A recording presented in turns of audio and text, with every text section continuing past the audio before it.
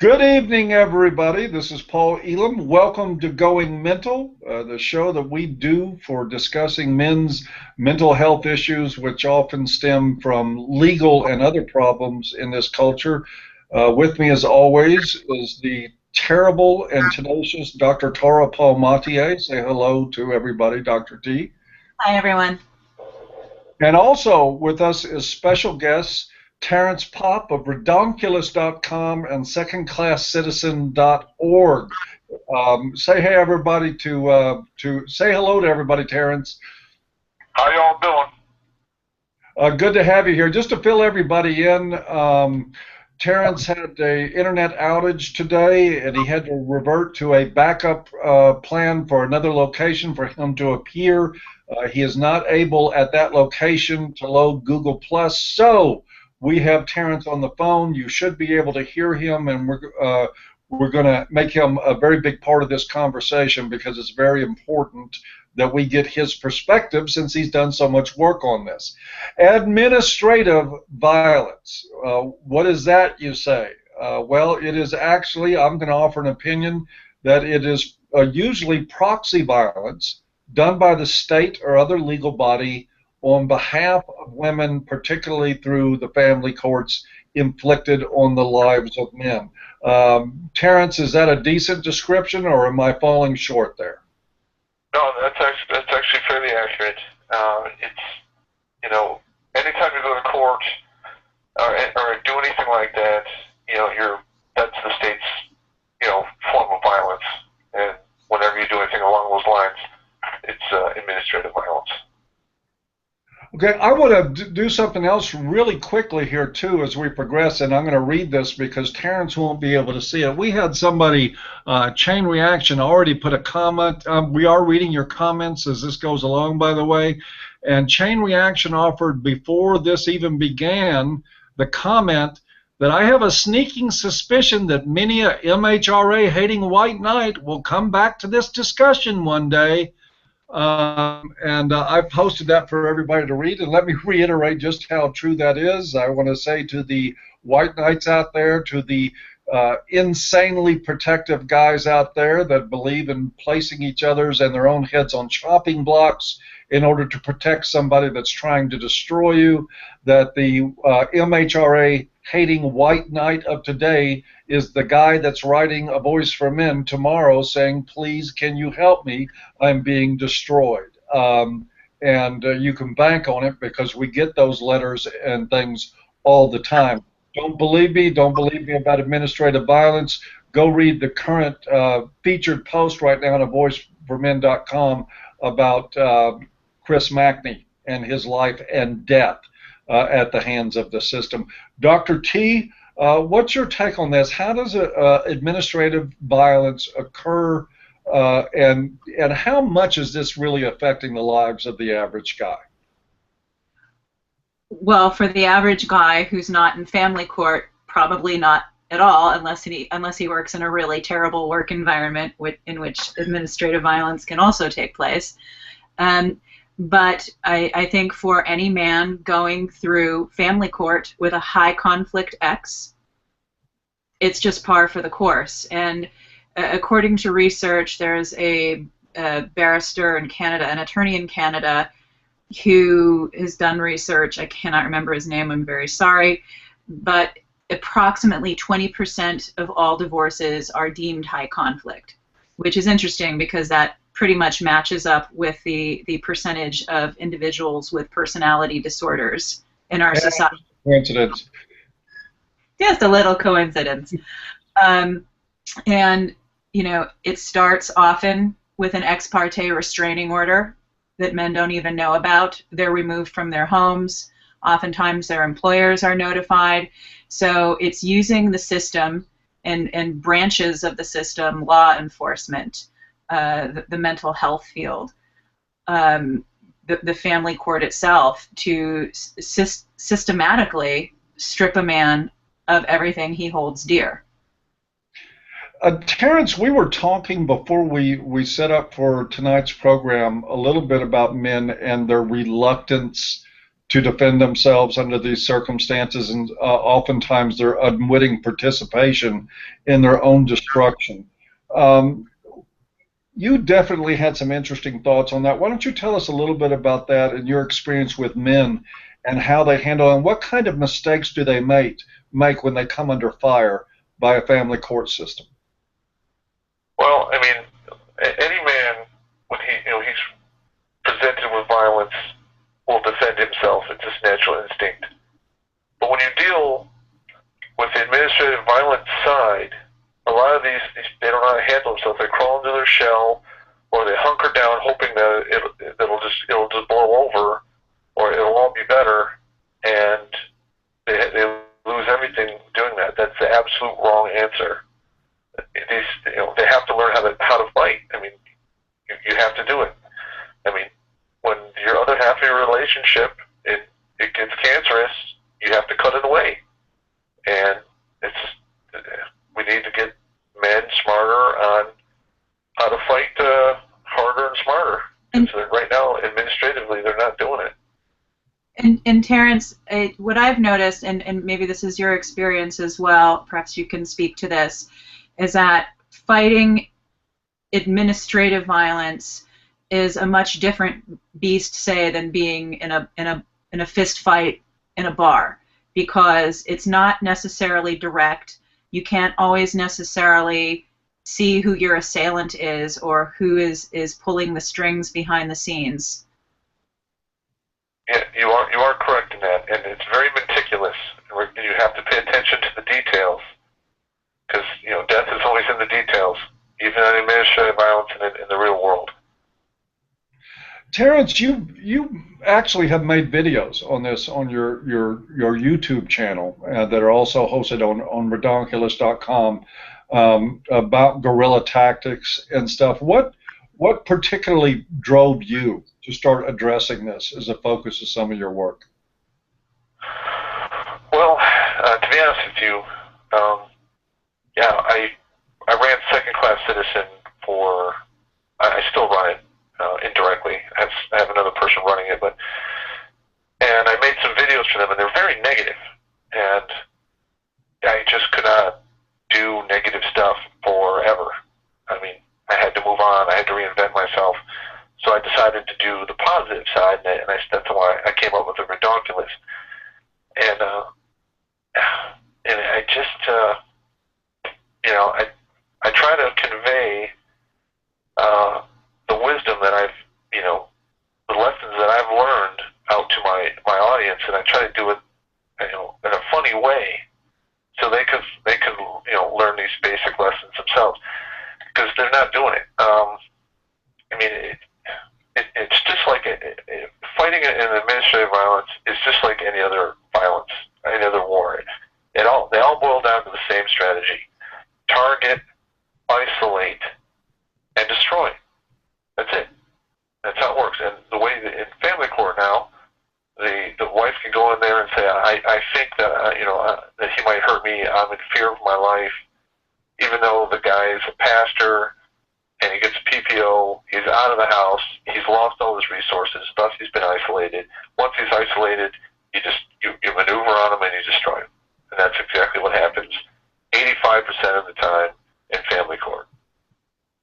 And let me get, if I can, and just dig a little bit. And this is for Dr. T as much as it is for you, Terrence. And I guess it's a question for me too, because I keep trying to answer it, and for the life of me, I don't understand men.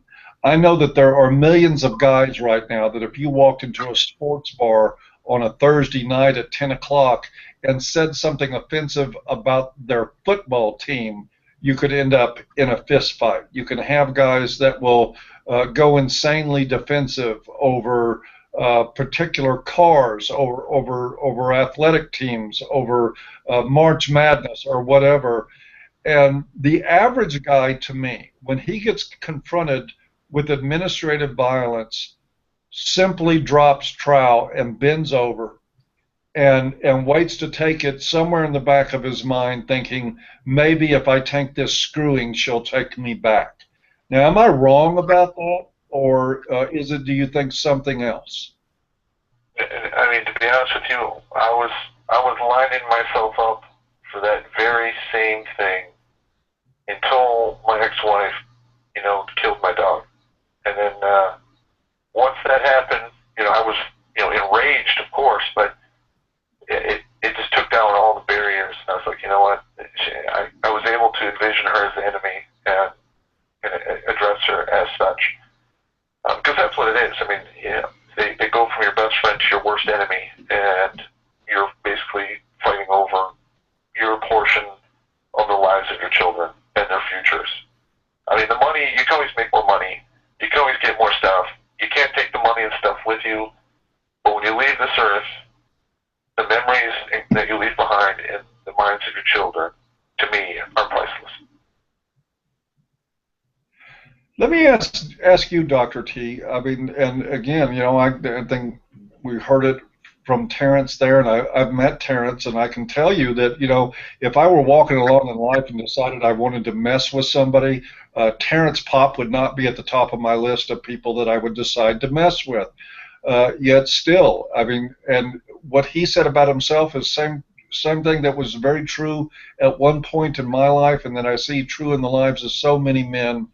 Why are we so willing to take it? Why did he have to have his dog killed before waking up to the fact that there was, in fact, a war being waged against him with the intent of destroying him?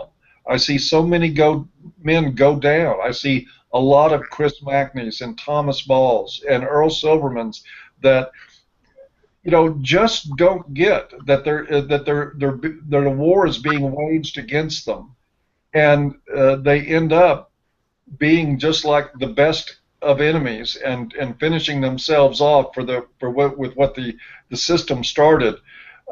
How is it on earth are we going to reach men and get them to understand that when somebody serves them with a TRO, that was the first shot in a war? It was not a I'm trying to get your attention move. It was not a let's work things out and try to save our future move. It was, I'm going to screw you. I'm advertising to you that I'm going to make you miserable. I'm going to take everything I can from you. I'm going to harm you in every way possible. And yet so many men respond to that with, well, can we sit down and talk about this reasonably? Right. Yeah, that's a tough one. A lot of the men I work with, unfortunately, don't contact me until it finally sinks in, after the TRO, after the children have been PAS'd into oblivion, after they've spent tens of thousands of dollars in legal fees, do they get that it is war. A lot of men I have worked with seem to have a certain squeamishness about delivering proportionate consequences to the sociopathy in many cases, because I think making a false allegation of abuse and having someone wrongfully arrested is downright sociopathic in nature. Killing a dog is sociopathic, and in fact, if Terrence had killed his family pet, that's on the domestic violence wheel. He would have been arrested. In prison. Yeah, he didn't get time for that. So I think part of it is the cultural indoctrination of veneration of the mother. Well, I mean, this is something I will often go 9 rounds with a client. You need to maximize every legal advantage that you have. You need to leverage her fears, whatever they may be. If you have information that she doesn't want coming out in court and becoming part of the public record, you don't have to do it, but you better make sure she thinks that you're willing to go there. And I get, well, but she's the mother of my children. I don't want to have the cops go to her house and have the kids see their mother arrested. And these are some of the biggest mistakes I see men make, is not taking advantage of the opportunities to drive the proverbial stake through the heart when they have a chance. And I think it's this veneration of motherhood and women as the fairer, weaker sex. what a lot of these guys don't understand is that women who will do this, there's no remorse.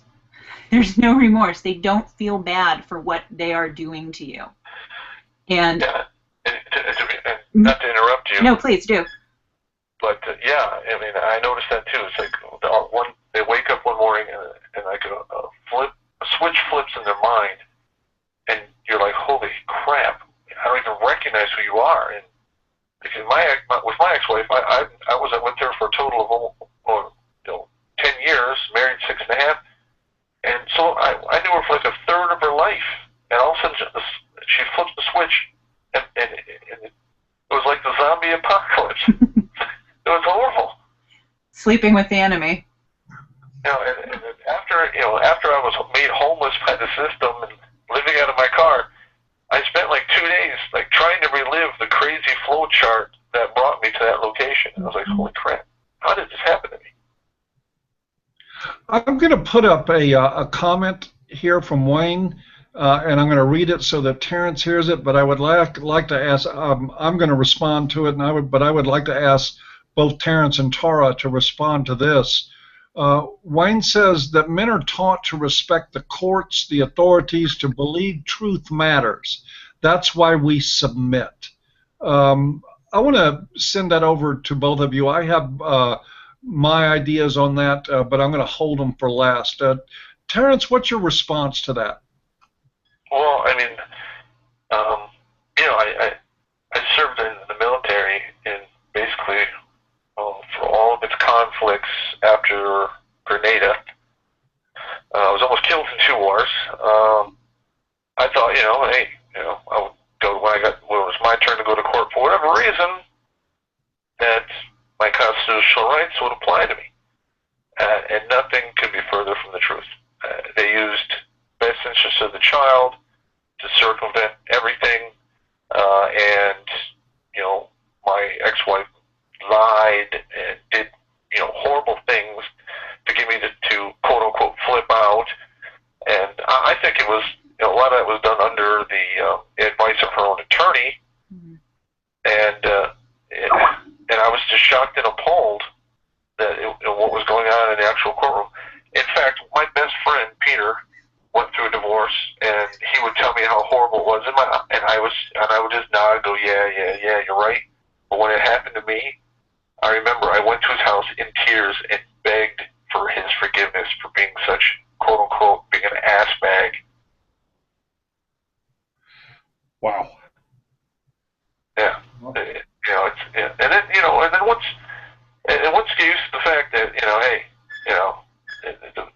your constitutional rights are just a piece of paper behind glass somewhere, you get a little angry, and I decided that hey, I want to pick a fight. That's what I've been doing. Your constitutional rights are meaningless if Cuppy Cake isn't happy.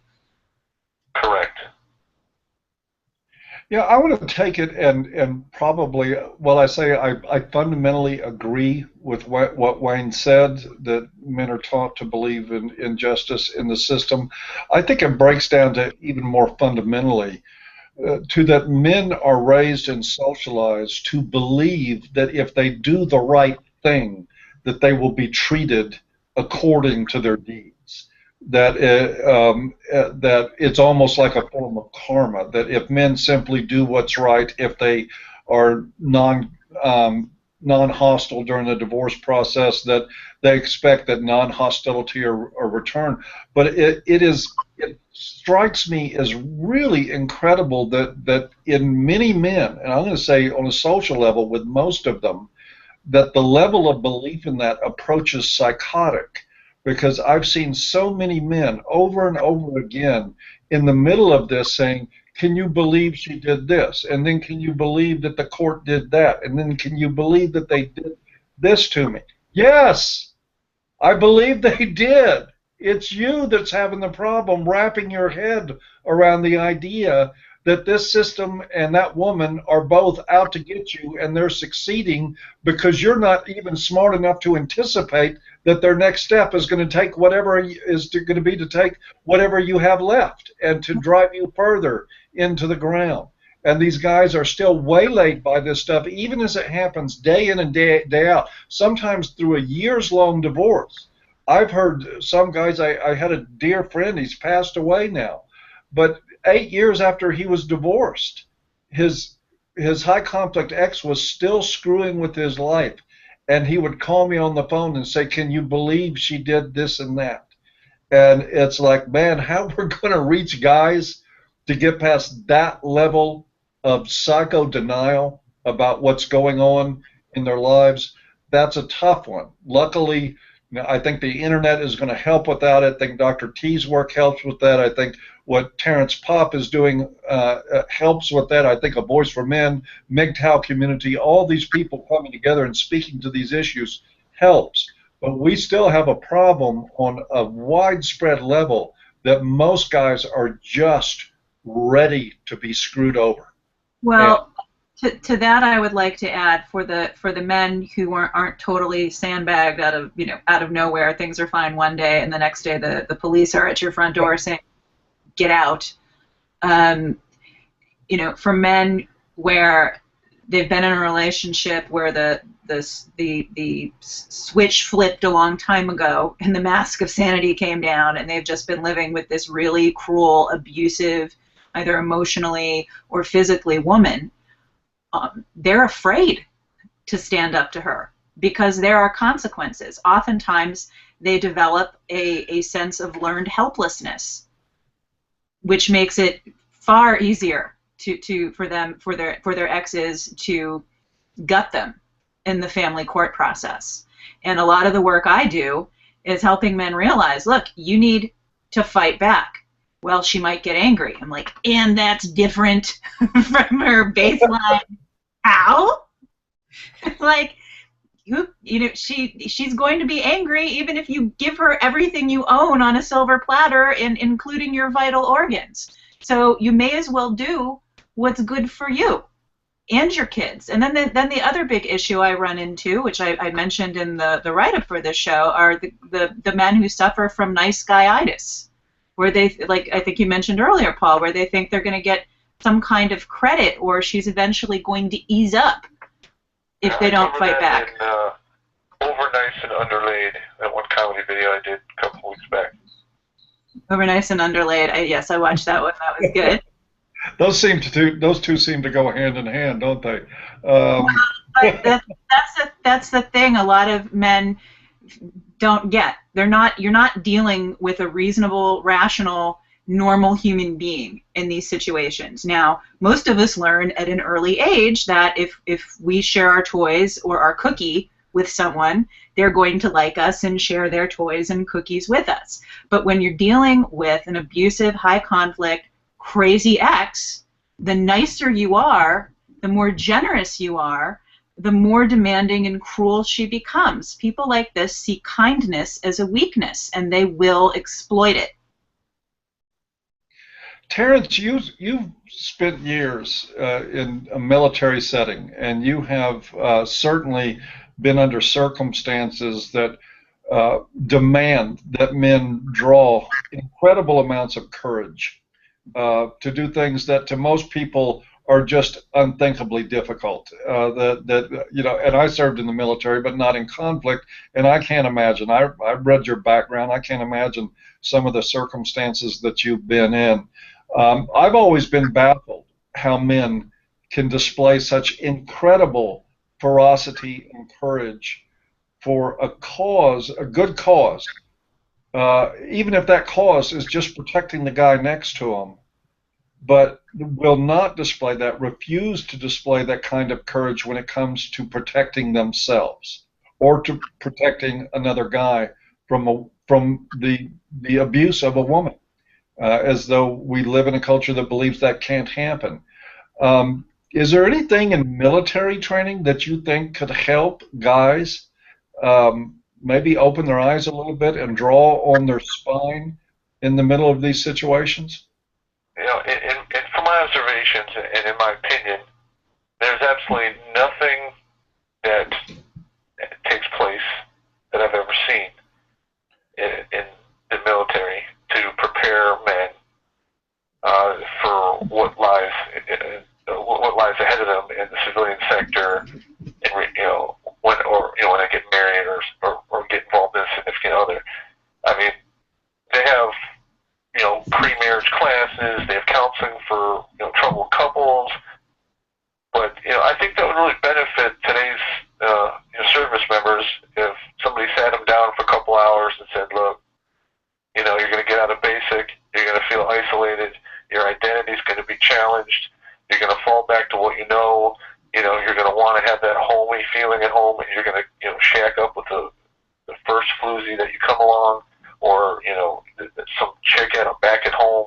You're going to get married way too young, and most of you are going to wind up tasting divorce and going down this bitter road. And in case you do that, this is how you handle it, and then walk them through the entire process. Do you think soldiers, military men, would believe if they were told during these classes that their military service can and most likely will be used against them in a custody dispute? Well, see, I don't think they'd believe it. I mean, I certainly didn't believe it until it happened to me. When I was referred to as a murderer and an assassin in court. I was shocked. I was like, what? You're not the first military man I've spoken to have said that. That's pretty much par for the course, in my experience. That's about the fourth time that I've heard that about what happened to Terrence, and every time it just makes my blood boil. Guys, if you're listening out there, you better listen. If you know some guy in the military, pass this video link along to him. Pass redonkulous.com and secondclasscitizen.org along to him. Even if he's not in the middle of a conflict, as a matter of fact, that might be a better time to reach him when nothing is happening, when he has room in his brain to start absorbing some information. Well, all I know is that, and I know I can say this because Terrence this is something he shared publicly at the conference. His plan was to eat a gun at the end of his campaign, and he was spared from that, and thankfully is with us today. But if you know somebody in the military, if you got a son in the military, if you've got a brother in the military, look, do something. Reach them. Start talking to them about this, even if it doesn't appear like they're listening, because even when people act like they're not listening, they're getting part of something, and they might respond a little bit differently and contact somebody like Dr. T or write Terrence or contact a Voice for Men at the first sign of trouble, rather than when you're desperate. Because something, most of the emails that I get are not asking me for support, they're begging me. They're telling me their lives are about to end, that things are crazy and out of control, and they don't know what to do. Start reaching guys. If you know people in the military, and you know any guy, just say, hey, watch this, and think about it, and then forget about it. Don't try to change their mind, but at least they have an opportunity to hear about some of this stuff in advance. Unfortunately, I think a lot of men, as the poop is hitting the fan, have a lot of shame about what's going on and don't reach out when they need to reach out. I've worked with guys who've told me, and again, these are the ones who are in an ongoing high conflict, just horrible relationship. These are military guys who would volunteer to go back to Afghanistan and get shot at rather than be at home with their abusive spouse. Joel Kirk, Lieutenant Colonel Joel Kirk, who's been on a couple of our radio shows, he was the child abuse case with Judge Lori Jackson, who's up for re-election in 2016. Let's vote her out of office. On a side note, he was describing to Paul and I on one radio show he did how he'd go back to the base after being out, and there'd be men in the room where the phone calls are made. I don't know what that's called, and they'd be covered in dust and gunpowder and blood, and on the phone with their wives back in the States saying, I'm sorry, I don't know, I can't get the cable. I can't fix the cable TV for you right now because I'm fucking getting shot at in Iraq. And this is the kind of non-support they're getting from their spouses. Is that something you saw a lot of while you were deployed, Terrence? Yeah, well, I mean, to be honest with you, I have, when I was there, I was a first sergeant. I managed 159 men, airborne paratroopers. We were stationed in Abu Ghraib prison, which was in the Sunni Triangle in 2004. And we got there right after the whole torture thing came on the news. But we were the center of the universe. So it was cowboys and Indians. It was full game on. We were mortared 3 to 5 times a day. I mean, it went on for a long time. And during that time, I believe I had 6 soldiers that were Dear John.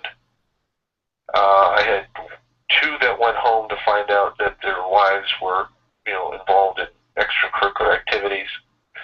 One of them was so bad that I actually made sure he did not return to theater, and he could handle his business at home because he would be absolutely useless to me. But yeah, I mean, these soldiers are asked to do monumental things and receiving very little support, in my opinion, from their family members and or spouses.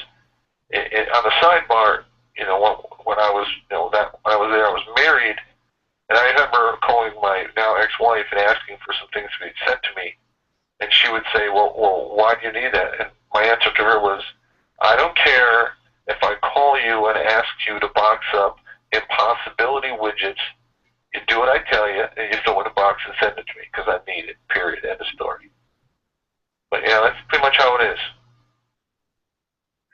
And that's the kind of support that you should have had. A few years back, I was working with a psychiatrist who had pioneered interactive online therapy programs, and he had a contract from Walter Reed Hospital to create a psychoeducational program for the wives and family members of wounded warriors. And it was basically, I mean, this isn't very politically correct. Hopefully I won't get in trouble for saying this, but basically I was writing psychoeducational programs explaining to women, like, yeah, your husband who lost his leg, you might want to focus on his needs for a minute and be supportive, and don't hit him with things, and understand what he's going through and what PTSD is about. I'm going to jump to something else because I'm mindful that we need to wrap up in about 15 minutes because Terrence is, we double booked him tonight. We don't know what the right hand and the left hand are doing. He's going to be on Honey Badger Radio at the top of the hour. But I want to change gears a little bit from administrative violence and marriages in the military and discuss the second video you did, the full Monty on administrative violence. In which you discuss and you describe what I would call guerrilla tactics for getting through the administrative violence that many men face in family court. In particular, something I've used in the last 2 weeks since I watched that video for the first time is your 3x3 rule. Correct, the 3x3 rule. All right, now when you get divorced, and if something crazy is going on in the household that you left behind, and you call CPS and you report it, they will laugh you off the stage because you're involved in a divorce and you're obviously lying. Got it, cool. Now, what the 3x3 rule is you basically have 3 anonymous complaints with 3 valid pieces of information coming from, basically 3 different sources, and that will usually flip a switch to cause CPS to investigate the situation. Now, the 3x3 rule applies to everything. Okay. Now, when I say administrative violence in regards to the full Monty, you'll find that you are stonewalled inside the family court. You have no rights.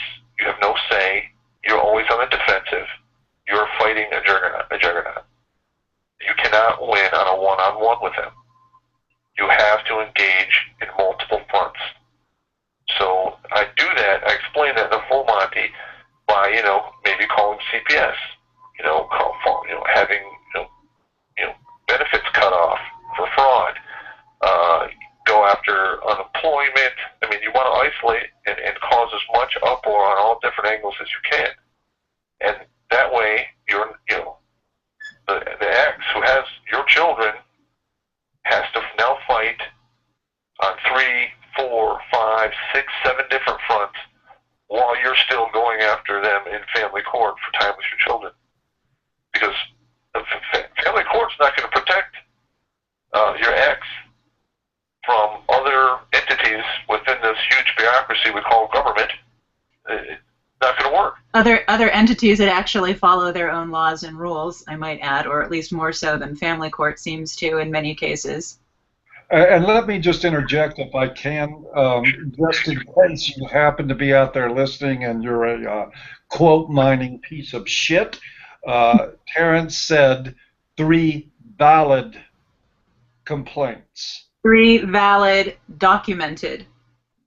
He did not say manufactured. He did not say falsified. He said valid complaints. So put that in your quote mine and suck on it, please. I'm sorry. Go ahead, Terrence. Well, I mean, I understand the valid thing, and yes, you want to stay valid as long as you can. But if they fight dirty, you got to remember, you are in a war, and you have to fight dirty. That's just how it is. War's not clean. It's not nice. Everyone gets hurt, and it's very expensive. And that's just the way it is. You have to have that mindset. Well, you fight dirty, but you fight dirty with things that are factual. And well, I mean, for instance, I talked to one guy. He's forking over $1,300 a month in child support, and $400 of that is daycare, which is not going to a licensed daycare provider. It's going to her mother, who just has the kids, during the day. So he basically filed a unreported income at the IRS, and boom, brought the valid and legitimate and absolutely correct to do. Nail them if they're drawing unemployment while actually getting income. Nail them with the unemployment office. Absolutely. If it's factual stuff that you can burn them with, let me say it a little more explicitly. I agree with Terrence 100%. If you're in a war with somebody, your job is to take them down. It is not to tone them down. It is to take them down. And if you don't get that in your thick skull, you're going to lose. Yep. There's an attorney I correspond with from time to time, a family law attorney whose ex-wife is actually a diagnosed borderline personality disordered woman. And he said to me, I'll paraphrase here, I think I've mentioned it on other programs, when you get someone like this down on the ground, you don't feel sorry for her and offer her a hand back up. You drive the proverbial stake through her heart so she can't get back up and come after you again. Yep. Absolutely. Terrence, let me ask you this, as I see we're drawing fairly close to the time that we need to close. I just want to ask you, what will you say if somebody comes up, some guy you don't even know, comes up and says, I just got served with divorce papers 10 minutes ago. What do I do? What's the first thing you're going to tell him? He needs to seek an attorney immediately. Get whatever assets that he can and liquidate them before a divorce. I mean, first of all, let me back up. When I talk to people that are going through these issues and they think they're going to go through a divorce, there's some sneaky tricks you can do to get around a lot of stuff. Liquidate all your assets, pay all your debts, pay everything off, because as a man you're going to get stuck with that. You're going to be stuck with a bill, and she's going to walk. So liquidate everything you have. Okay. Now, if you get called to the carpet, go join Gamblers Anonymous and just say I'm a gambler, and then it's a dead issue. The money's gone, whatever. Okay, you got to protect yourself because they're going to take your money and they're going to stick you with the debt. get an attorney. All right, you got to have an attorney. You can't, don't do, amicable settlement. Get an attorney, and it now becomes administrative violence. Period. Stay in the home. Get a decent parenting plan with your children in place, and stick to the visitation, because if you already have a certain schedule in place by the time you hit divorce court, then you have a greater chance of having more time with your kids than every other weekend. Mm-hmm. That's right. For men who don't get the ex parte kick out of the house, I always advise them, get a temporary parenting plan in place before you leave the home, if you plan on leaving the home. Because if you leave the home without a parenting plan in place, you have no recourse. And it could take you weeks or months to get in front of a judge. Correct. One piece of advice that I like to give sometimes to guys that are in this situation, that I'll reiterate now, is that if you get served with divorce papers, if you're at all capable of it, I want you to imagine for 5 minutes that she is a man. And what you would do if a man was doing this to you, if a man was trying to take your assets, if a man was trying to strip your children away from you and kick you out of your home and destroy your name in the public eye. If a guy was doing that to you, most of you guys out there would rip yourselves apart to make him suffer for it. And you would be right to do that. So the best advice that I can give is to quit looking like at your ex or your wife like she's a woman, and start looking at her like she's a guy doing this to you, and then you will very instinctively know what to do. You'll play by a very different set of rules if you're in combat versus a man than you will with a woman. That's just men's nature, and that's also their downfall in this.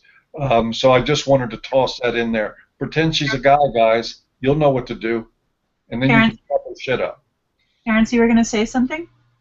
Well, like in my situation, I beat my ex-wife to the punch, and my divorce was filed 20 minutes before hers.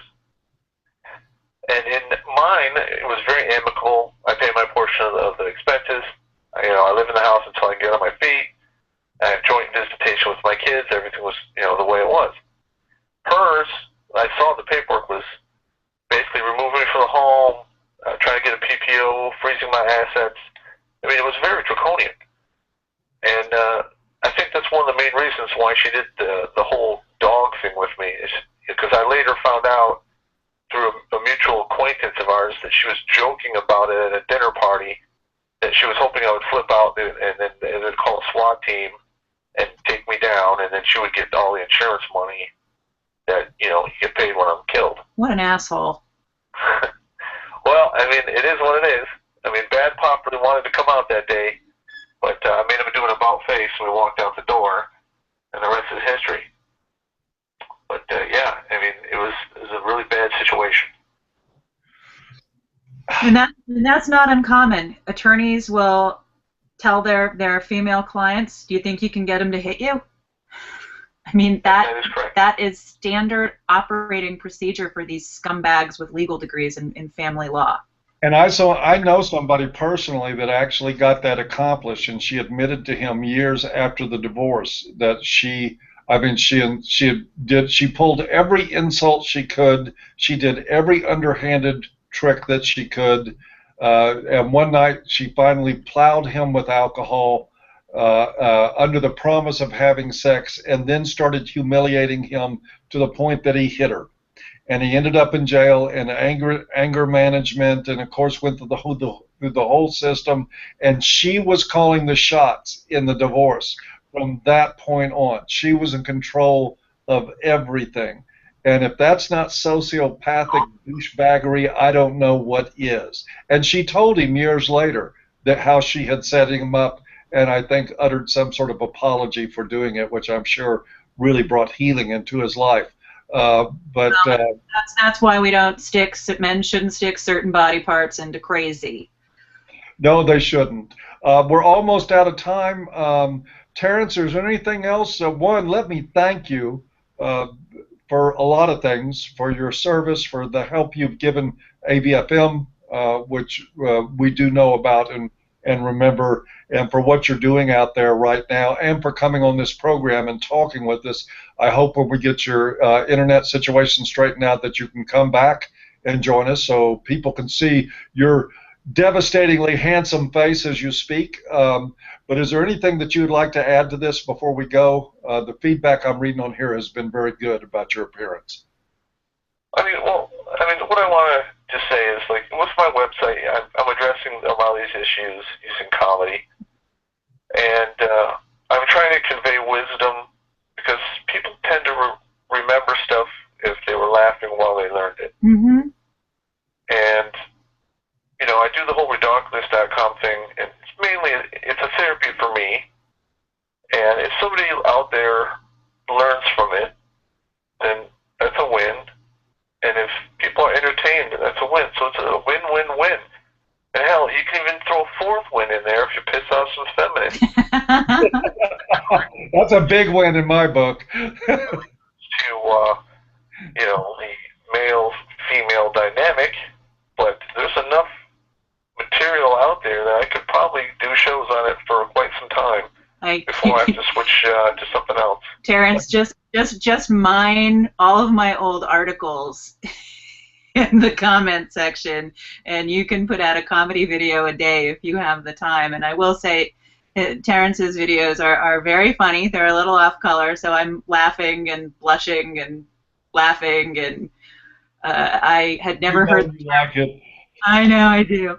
I had never heard the term Richard salad before, and I had a mouthful of coffee when I heard that. I snarfed it. Thank God I was far away enough from my keyboard so that I didn't break my computer. Oh, my goodness. Well, folks, that about wraps it up tonight. We have been speaking with Terrence Popp of redonkulous.com. A link on the site, a link in the low bar. You can find him there. You can also find his YouTube videos on YouTube. If you are not subscribed to Redonkulous on YouTube, then there's something questionable about your character and any other insult I can drive you to hit that button with. No, seriously, it's great, funny stuff. Please go check it out. If you like it, give him a sub and support his work and post it to your blogs and spread it around like it was venereal disease in a whorehouse. No. I'm the only guy on the planet doing it. That's right. Any last words, Terrence? Or at least for this evening? If you guys will, I'll be on the Honey Badger show here in about 12 minutes. They can listen to me there too, whatever they got going on. We're leaving Terrence just about enough time to take a pit stop in the head and then make it on to Honey Badger Radio, which you can also find if you look in the announcements, the bulletins at avoiceformen.com. You'll find a link to the show. Honey Badger Radio is good listening, and it's going to get even better tonight with Terrence Popp on there. Want to thank everybody, as usual, for joining us. Thank you for all that you've done out there to support A Voice for Men and shrinkformen.com. Remember, if you're in or think you might be in an abusive relationship as a guy, go visit shrinkformen.com. There is seriously help available for you there. If you just want to learn about the broader spectrum of issues that affect men and boys in modern culture, please visit avoiceformen.com. And with that, I say good night all. Take care. Bye-bye.